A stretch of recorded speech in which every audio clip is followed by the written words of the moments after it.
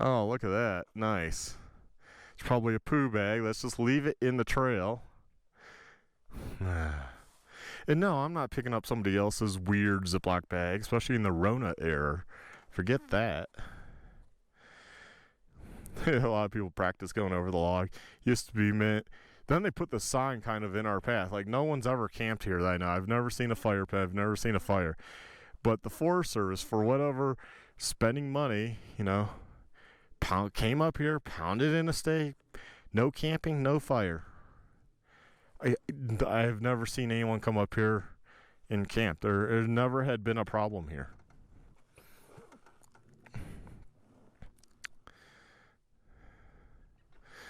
And honestly, it's funny when they put in those trail close signs. If they actually didn't have a sign there, you wouldn't even know a trail went that way. Here's the trail map and everything. So this would tell you that, a trail goes that way, a trail goes that way, a trail goes that way. Well, like, that kind of entices people to be like, well, that was a trail, so where does it go? Versus not having a sign, having stuff down, and no one's going to know that went that way. I've talked about it before. We're a society that loves to overmark stuff. It's nice to have trail numbers, though.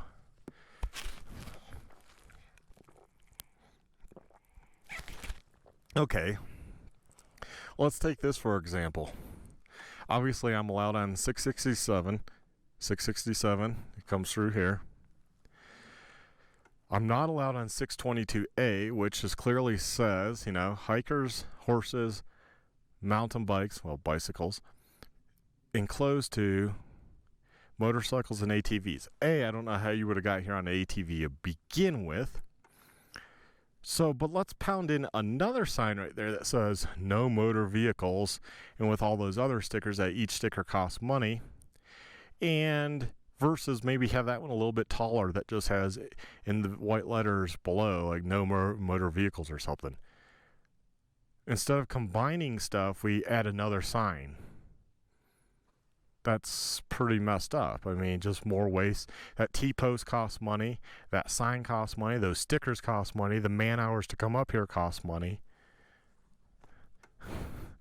That's the problem with a lot of government agencies and why people don't feel bad if people don't get pensions like my father, because you get a lot of wasted money to let's throw up signs everywhere.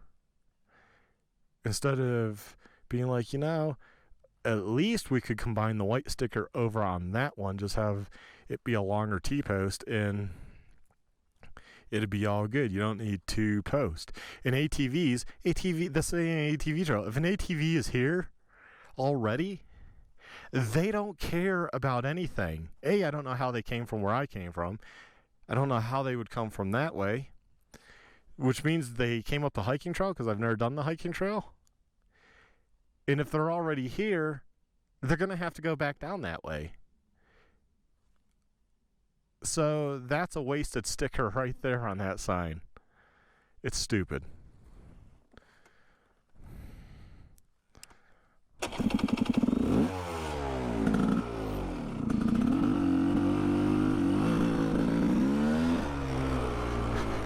There's my rant for the morning about signage. I strongly, whether it's on the road or off road, I believe sometimes we overdo it. See that one too? Like, you don't need all the post. You don't need it.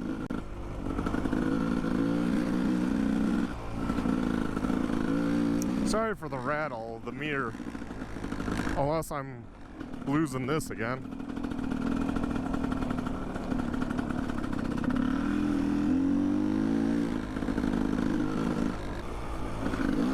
Well, so far no other bikes. I'm not the fastest person to get ready. And the main reason because I'm not the fastest is because I have the GoPro, the external battery. Used to have the task cam, so my speed's picked back up because I don't have to sync the audio and do all that stuff. And although I'm not 100% satisfied with the media mod mic / audio, for the most part, it's pretty dang good. It's good enough that for the hassle factor.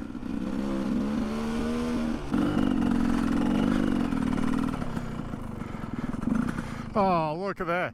Somebody picked up their dog poop and wrapped it around the post. What the heck? That's disgusting. On the ground's better, so it's gonna be cocooned forever. So tell me in the comment section what type of oil you use for your mix and how it's worked for you. I mean, it seems like there's people that use all different kinds of mix and it works. So it does make you wonder how much is in the marketing, you know. Buy the AMSOIL, buy the Lucas, buy the Modal. You know, the owner's manual says use Modal. Well, yeah, the engineers, you know, companies pay big bucks to be like, hey, use our two-stroke oil in your bikes. So there's a lot of freaking hype, and they get paid to promote a certain product.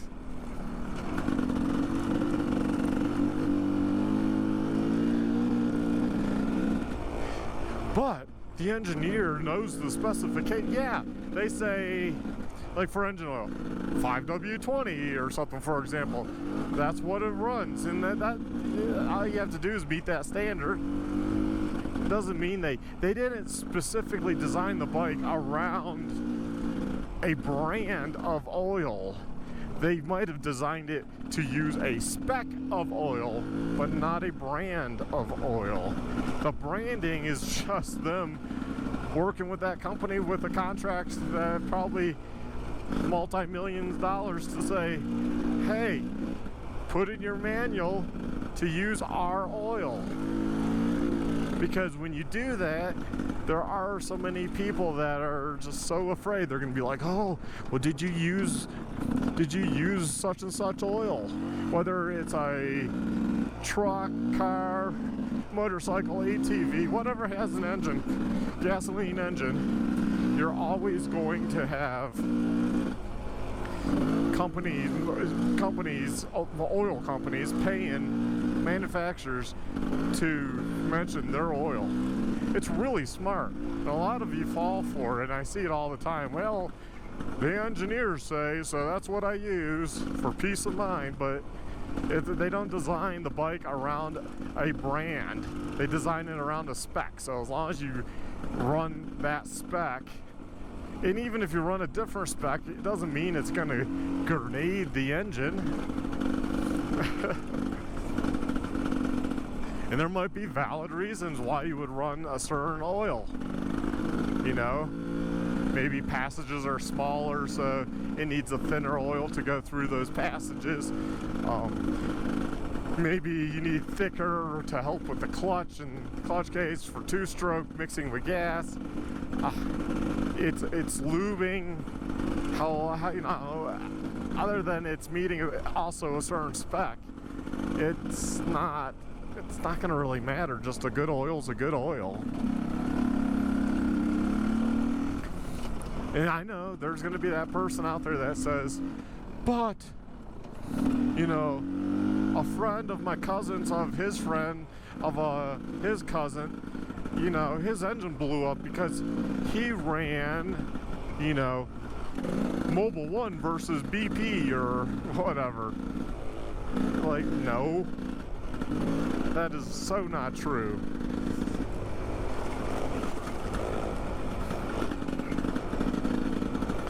You know, there would be no way to prove that oil, well, I've been running the other and I switched, my engine blew. No, your engine probably was gonna blow anyways. You running a certain oil didn't matter. It didn't make a difference. So there's this big hill and pit area here. I don't know. I mean, it's an old mine, so it's not one of those things I feel bad riding around. You can tell everyone comes in here and rides around and just has a little bit of fun.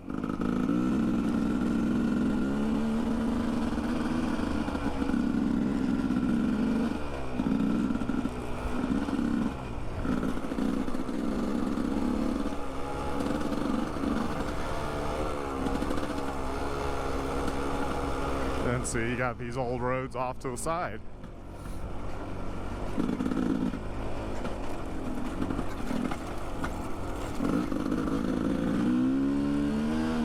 This one, unless you knew it was here, you know, you would have no idea that you have to go around that hill to get to it. And then it opens up to an area that is just flooded with like different ways to go.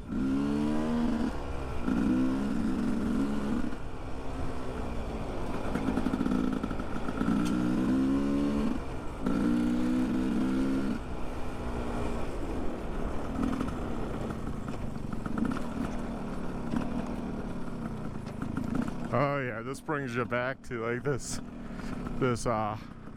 crevice here. Dropping here is pretty bad. Whoa! Yeah, that's pretty steep.